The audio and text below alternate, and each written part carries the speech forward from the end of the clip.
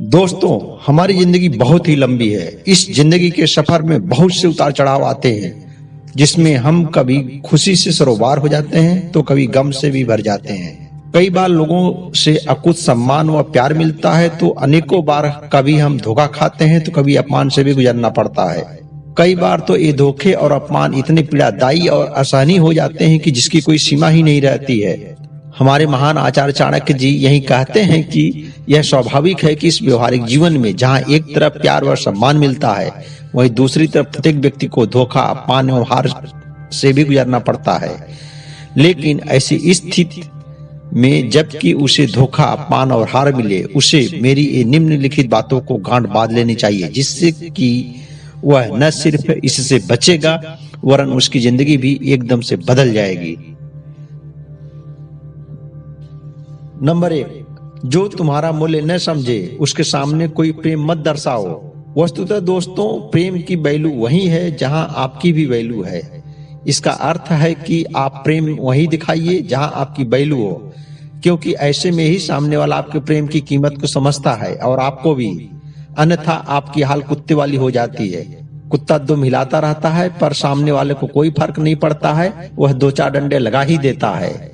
ठीक वैसे ही यदि आपका वैल्यू कहीं नहीं है तो भले ही आप उससे कितना ही प्रेम दर्शाएं, वह आपको अपमानित करने से बाज नहीं आएगा। इसके बजाय जब आप उसके सामने प्रेम दर्शाएंगे तो वह आपको और भी कमजोर समझेगा, जिसे अपमानित करने में उसे अब और मजा आता है। ऐसे में आप एकदम स्पष्ट रहिए कि आप प्रेम सिर्फ वहीं दिखाएंगे जहां आपका मूल्य समझा जाए, अन्यथा प्रेम दर्शाने की कोई जरूरत नहीं है। नंबर 2, ज्यादा मीठे बनेंगे तो गन्ने की तरह निचोड़े जाएंगे।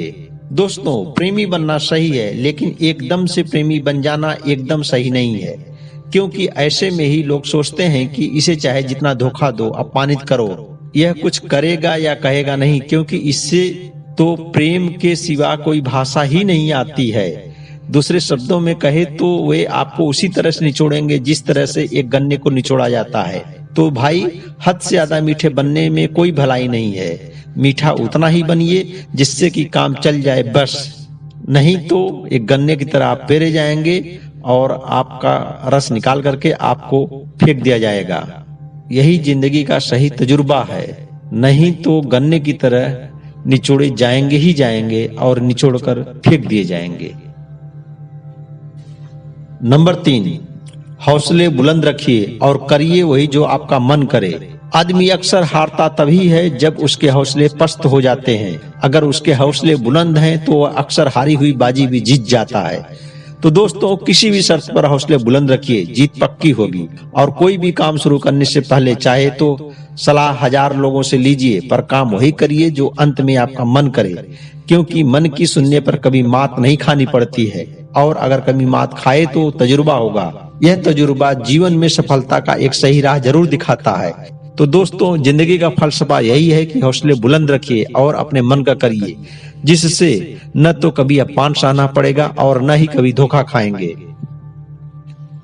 नंबर 4, आदमी नहीं सदैव उसका वक्त ही बोलता है। ध्यान रखिए, आपकी कोई भी अभिव्यक्ति आपकी अभिव्यक्ति नहीं, बल्कि वह आपके वक्त की अभिव्यक्ति होती है।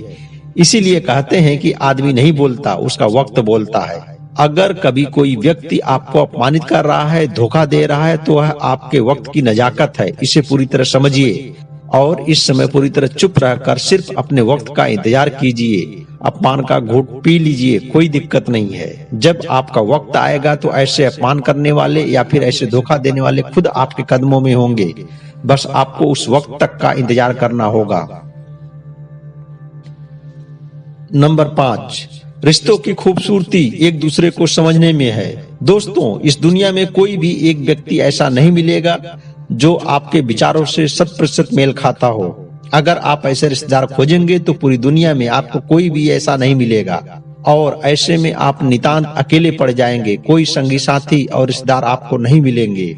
ऐसे में हूबहू अपने जैसा किसी व्यक्ति को ढूंढने के बजाय उस व्यक्ति के व्यक्तित्व, उसके आचार व्यवहार को समझिए और अपने आप को जितना हो सके उसके अनुकूलित बनने की कोशिश कीजिए। हर रिश्ता खूबसूरत हो जाएगा और हर रिश्ते में मिली गर्माहट से छोटी छोटी मिलने वाली धोखा या फिर अपमान खुद ब खुद फीकी पड़ती चली जाएंगी। इसीलिए दोस्तों कहते हैं कि रिश्तों की खूबसूरती एक दूसरे को समझने में है, न कि अपने जैसा ढूंढने में।